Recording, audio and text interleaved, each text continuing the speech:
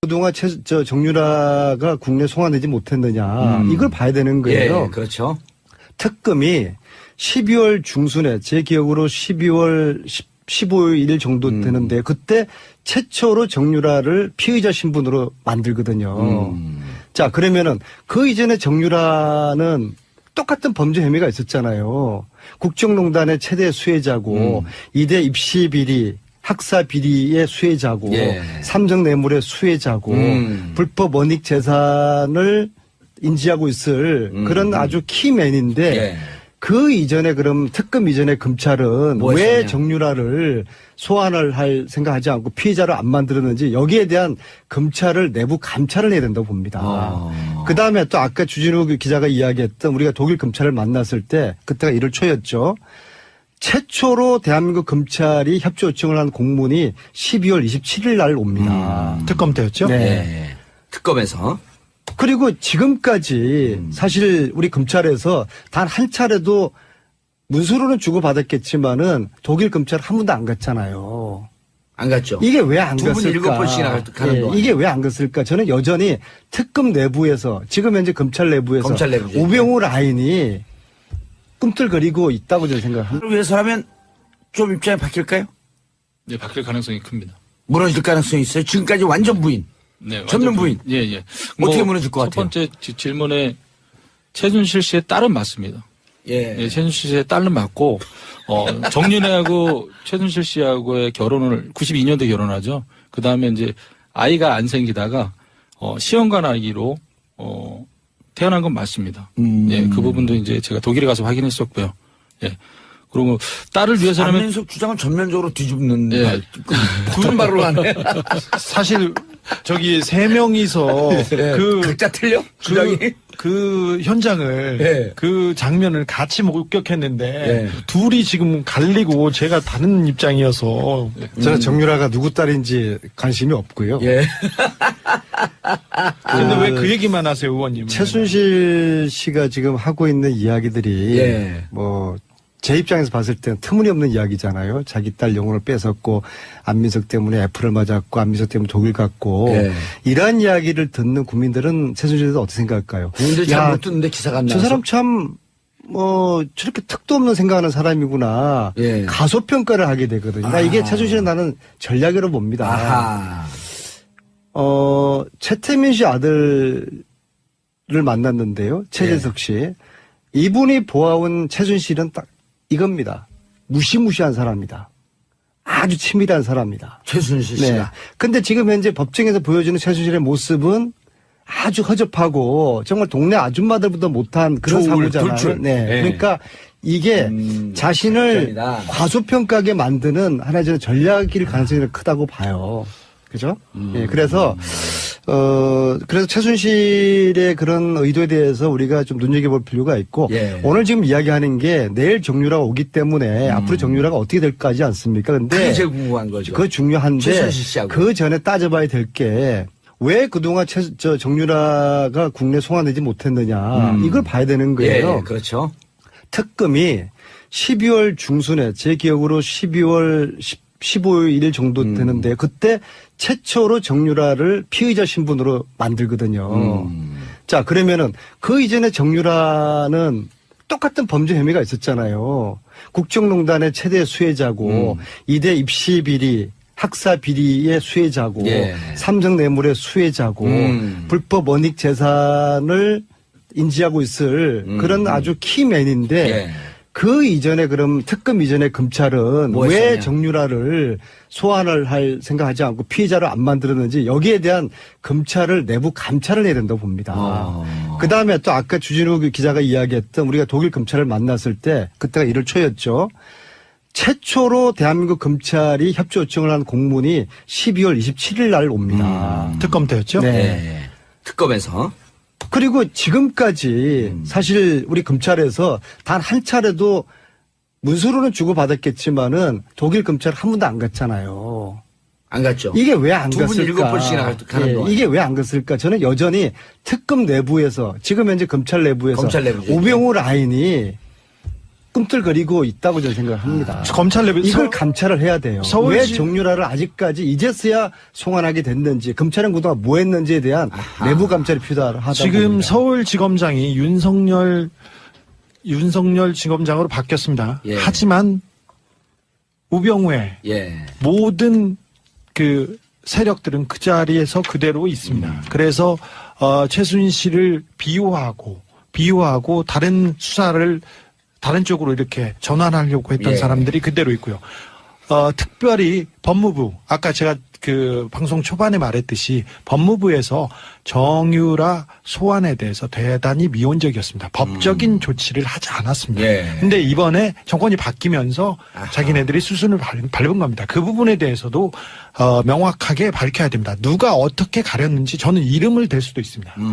알겠습니다. 김영민 변호사님. 네. 그쪽 내부 사정을 좀 아니까 어쨌든 이 사건을 물타기 하기 위해서 느닷없이 중간 와중에 내부 고발자. 이 국정농단 사건을 세상에 가장 잘 알려지게 한 고영태 노승일. 그 중에 둘 다 기소를 했죠, 일단.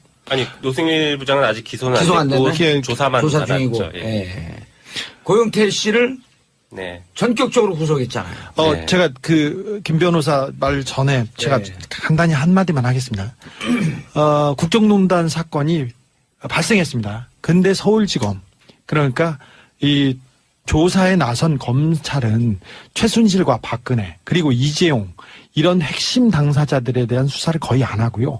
고영태만 너무 열심히 했어요. 그래서 나중에 보니까 특검으로 나온 자료를 보니까 고영태 자료가 제일 많아요. 그래서 주변을 탈탈 털고 그 돈 거래를 했던 사람, 친구들 모든 그 조사가 고영태한테 집중됐습니다. 이 핵심 제보자의 신뢰도를 무너뜨리는 게 서울지검. 그러니까 그 이영렬 수사팀의 방향이었습니다. 그렇죠. 그리고 고영태 씨가 그날 집에서 긴급 체포된 것도 화요일까지 나가겠다 그랬잖아요. 김웅 변호사가 그쪽에다 얘기를 했잖아요. 나가겠다고. 그게 근데 아니라 그날 당일날 우병우 영장이 2차 기각되는 날이에요. 구속영장이. 저희가 금요일 날 그거 물타기 하려고 했다라고 이런 의혹들을 가졌던 거예요. 영장 청구 과정을 조금 자세히 설명해 주세요. 저희가 금요일 날 같이 검찰에서 전화 왔어요. 예. 고영태하고 이렇게 관계하고 고영태랑 연락이 되냐? 그래서 연락된다. 어제도 연락했다 그랬거든요. 예. 근데 벼랑간에 고영태가 체포영장을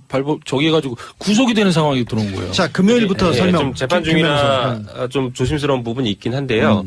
뭐 사실관계만 나열하면 체포되기 전 금요일 날 검찰과 통화됐고 원래 월요일 날 나가기로 했다가 그 월요일 날 어려울 것 같으니까 그 다음으로 화요일 날 미루게 화요일 이후 된다 이렇게 근데 얘기를 검찰에서는 했습니다. 강력하게 월요일 날 나와라 한 게 그날 예. 구속영장 발부가 우병우. 예, 맞습니다. 결론 나는 날 아니에요. 청구했던 날이고 청구했던 날. 다음 날 화요일 날 발부 여부 결정이 나는 날이었죠. 예. 우연의 일치겠죠. 네, 뭐 그렇게 생각하고 싶습니다. 예. 자, 최순실 씨가 어떻게 무너질 것 같아요? 최순실 씨 같은 경우에는 일단 전면 부인하고 있는 상황이잖아요. 예. 전면 부인하고 있는 상황인데 가장 핵심적인 다른 거는 국에 대해서. 예. 가장 핵심적인 거는 최순실과 삼성의 관계예요. 최순실과 삼성의 관계를 정유라가 인지했던 시점이 언제냐. 그러니까 제가 가장 큰 핵심이라고 봐요. 검찰 조사 때 그 내용이 나올 것이다. 네. 만약에 최순실과 삼성의 인지한 시점이 삼성은 2015년 8월 26일 이후에 최순실을 알았다. 예. 이 주장하는 거고 검찰 측에서는 전에 알았다라고 주장하는 건데 예, 특검 쪽에서 만약에 예. 이 친구가 탁 튀어서 정말 럭비공처럼 2015년 8월 26일 전에 삼성과 최순실은 알았다. 예. 인지를 했다라고 얘기만 해주면 이 얽혀있는 이 실타래가 한순간에 훅 풀리는 거죠. 근데 저런 자백이 그 의도치 않게 이렇게 툭 떨어지진 않을 거예요. 무조건 부인할 텐데 예. 저는 조금 감정적인 부분에서 이렇게 돌파구가 생기지 않을까 생각합니다. 지금 정유라가 23개월 된 아이에 대한 집착이 굉장히 큽니다. 예. 정유라의 성격이 지금 그 아이는 어디 있나요? 보모가 데리고 있어요. 그 덴마크에서. 덴마크에서. 근데 그 아이를 키워달라고 정유라가 그 자신의 선배 그리고 자신의 지인 그리고 주변 사람들을 많이 소문하고 모셔가기도 하고 모셔오기도 하고 그리고 중국에 베이스 캠프를 만들기도 했었어요. 그런데 일단은 지금은 정유라는 혼자 온다고 이렇게 알려졌는데 보모가 애를 데리고 있는데 지금 장모와 지금 그 신나무개 씨하고는 결혼 헤어지긴 했지만 법률적으로는 부부 이혼이 안 돼 상태다. 있어요? 그렇죠. 애 아버지는 신나무개 씨예요. 예. 그러니까 법적으로도 친권이 아버지한테 있지 않습니까? 그리고 거기다가 부인과 그 처갓집에 있는 사람들이 다 감옥에 가고 거기가 다 풍비 박산이 났기 때문에 내가 키우겠다고 이렇게 나서면 신나무개 씨한테 죄송합니다. 신아무개 씨한테 이 그 아이의 그 양육권, 최소한 접견권 이런 거는 갈 가능성이 커요. 이런 문제가 가장 우려하는 바인데 거기에서 흔들리고 무너지면 정유라 씨가 조금 흔들릴 거고요. 네. 그리고 정유라 씨가 무너지면 최순실 씨가 지금껏 일관적으로 부인했던 내용이 저는 정유라 씨한테 가능성이. 코치해주고 싶은 게 오히려 같은 맥락인데 이분이 네.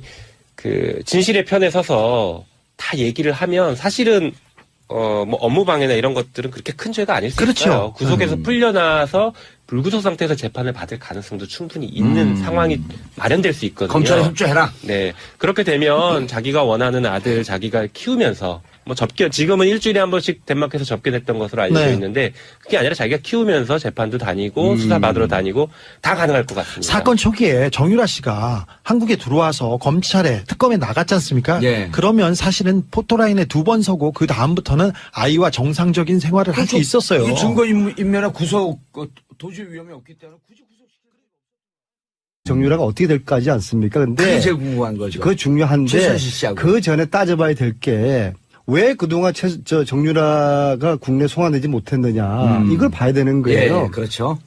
특검이 12월 중순에 제 기억으로 12월 15일 정도 되는데 그때 최초로 정유라를 피의자 신분으로 만들거든요. 자, 그러면은 그 이전에 정유라는 똑같은 범죄 혐의가 있었잖아요. 국정농단의 최대 수혜자고 이대 입시 비리 학사 비리의 수혜자고 예. 삼성 뇌물의 수혜자고 불법 원익 재산을 인지하고 있을 그런 아주 키맨인데 예. 그 이전에 그럼 특검 이전에 검찰은 뭐 왜 했었냐? 정유라를 소환을 할 생각하지 않을까요? 국민들 잘 못 듣는데 기사가 안 저 나와서. 사람 참 저렇게 특도 없는 생각하는 사람이구나. 예. 가소평가를 하게 되거든요. 이게 최순실은 나는 전략으로 봅니다. 아하. 최태민 씨 아들을 만났는데요. 최재석 씨. 이분이 보아온 최순실은 딱 이겁니다. 무시무시한 사람이다. 아주 치밀한 사람이다. 최순실 네. 씨가. 근데 지금 현재 법정에서 보여주는 최순실의 모습은 아주 허접하고 정말 동네 아줌마들보다 못한 그런 조울, 사고잖아요. 돌출. 네. 네. 그러니까 이게 자신을 전이다. 과소평가하게 만드는 하나의 저는 전략일 가능성이 크다고 봐요. 그죠? 예, 그래서 최순실의 그런 의도에 대해서 우리가 좀 눈여겨볼 필요가 있고 예. 오늘 지금 이야기하는 게 내일 정유라가 오기 때문에 앞으로 그동안 정유라가 국내 송환되지 못했느냐 이걸 봐야 되는 거예요. 예, 그렇죠. 특검이 12월 중순에 제 기억으로 12월 15일 정도 되는데 그때 최초로 정유라를 피의자 신분으로 만들거든요. 자, 그러면은 그 이전에 정유라는 똑같은 범죄 혐의가 있었잖아요. 국정농단의 최대 수혜자고 이대 입시 비리 학사 비리의 수혜자고 예. 삼성 뇌물의 수혜자고 불법 원익 재산을 인지하고 있을 그런 아주 키맨인데 예. 그 이전에 그럼 특검 이전에 검찰은 뭐 왜 했었냐? 정유라를 소환을 할 생각하지 않고 피의자를 안 만들었는지 여기에 대한 검찰을 내부 감찰을 해야 된다고 봅니다. 그 다음에 또 아까 주진우 기자가 이야기했던 우리가 독일 검찰을 만났을 때 그때가 1월 초였죠. 최초로 대한민국 검찰이 협조 요청을 한 공문이 12월 27일 날 옵니다. 특검 때였죠? 네. 예. 특검에서. 그리고 지금까지 사실 우리 검찰에서 단 한 차례도 문서로는 주고받았겠지만은 독일 검찰 한 번도 안 갔잖아요. 안 갔죠. 이게 왜 안 두 분 갔을까? 7번씩이나 가는 동안. 이게 왜 안 갔을까? 저는 여전히 특검 내부에서 지금 현재 검찰 내부에서 검찰 내부죠. 우병우 라인이 꿈틀거리고 있다고 저는 생각합니다. 그걸 위해서라면 좀 입장이 바뀔까요? 네, 바뀔 가능성이 큽니다. 무너질 가능성이 있어요. 지금까지 완전 부인. 네, 전면 완전 부인. 예, 예. 어떻게 무너질 것 같아요? 첫 번째 질문에 최순실 씨의 딸은 맞습니다. 예. 예, 최순실 씨의 딸은 맞고, 정윤회하고 최순실 씨하고의 결혼을 92년도에 결혼하죠. 그 다음에 이제 아이가 안 생기다가, 시험관 아기로, 태어난 건 맞습니다. 예, 그 부분도 이제 제가 독일에 가서 확인했었고요. 예. 그리고 딸을 위해서라면. 안민석 주장은 전면적으로 뒤집는 예. 말, 부른 말로 하네. 사실 저기 세 명이서 각자 틀려? 주장이? 그 현장을 예. 그 장면을 같이 목격했는데 예. 둘이 지금 갈리고 제가 다른 입장이어서 저는 정유라가 누구 딸인지 관심이 없고요. 예. 근데 왜 그 얘기만 하세요, 의원님? 최순실 씨가 지금 하고 있는 이야기들이 예. 뭐 제 입장에서 봤을 때는 터무니없는 이야기잖아요. 자기 딸 영혼을 뺏었고 안민석 때문에 애플을 맞았고 안민석 때문에 독일 갔고 예. 이러한 이야기를 듣는 국민들은 최순실에 대해서 어떻게 생각할까요?